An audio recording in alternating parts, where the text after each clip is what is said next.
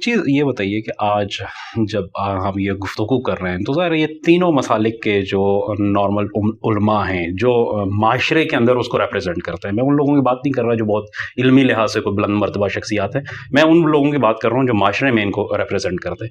یہ تینوں کم از کم آپ کے حوالے سے جو ہے نا بڑے متفق ہیں کہ جی آپ تو بڑا غلط کام کر رہے ہیں. تو اس کی کیا وجہ ہوئی؟ آپ کو کیا نظر آتا ہے؟ سب سے پہلی بات تو یہ کہ یہ تینوں آپس میں بھی ایک دوسرے کے خلاف متفق ہیں. صحیح. اگر یہ صرف میرے خلاف متفق ہے نا تو کوئی ایسی بات نہیں ہے. مثلا اہل حدیث، میں اور دیوبندی، ہم تینوں بھی اس پہ متفق ہیں کہ بریلویوں میں خامی ہے. صحیح. اچھا، اس طریقے سے میں، بریلوی اور دیوبندی بھی متفق ہیں کہ اہل حدیث میں خرابی ہے.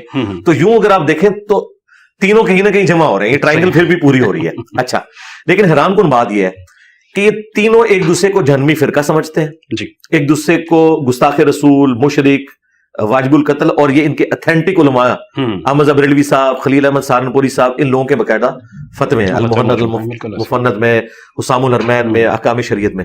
لیکن حیران کن بات ہے، میں ان تینوں کو مسلمان سمجھتا ہوں، ان کے پیچھے نمازیں پڑھتا ہوں، میں نے الگ مسجد نہیں بنائی، چندہ بک نہیں بنائی، اور چندہ بھی ان کو دیتا ہوں.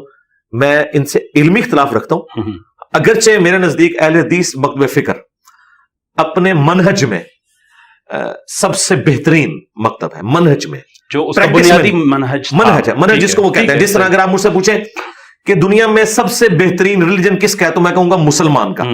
لیکن اگلے ہی لمحے آپ مجھ سے پوچھیں کہ کیا مسلمان بھی بہتر ہے، میں کہوں گا مسلمان تو اپنے ریلیجن پہ نہیں چل رہا. اس طریقے سے اہل حدیث کا منہج بہتر ہے، لیکن مسلک اہل حدیث، فرقہ اہل حدیث، وہ کئی معاملات میں اسی منہج سے ڈیویٹ کر چکا ہے انجانے میں.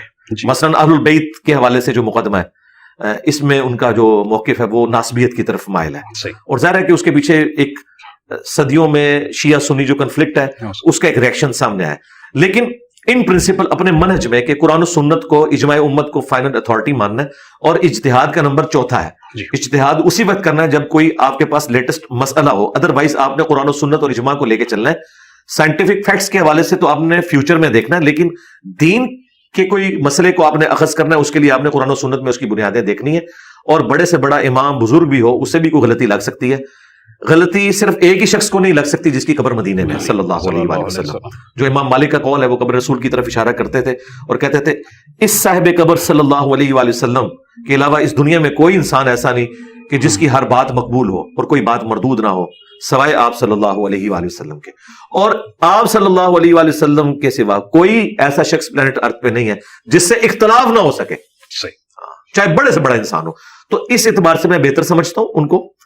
ادروائز باقی جو وہ ایک تکفیری سوچ یا ایک دوسرے پہ فتوے لگانا، اب آپ سوچ رہے ہوں گے چھوڑتا تو میں بھی کسی کو نہیں ہوں، لیکن میں علمی اختلاف کر کے غلطی ہائی لائٹ کرتا ہوں کہ بھائی آپ کا یہ عقیدہ شرک پہ مبنی ہے، بھائی یہاں پہ رسول اللہ کی گستاخی ہوئی ہے. وہ جو قائل ہے، جو اس پہ عمل کر رہا ہے، اس پہ میں فتویٰ نہیں دیتا.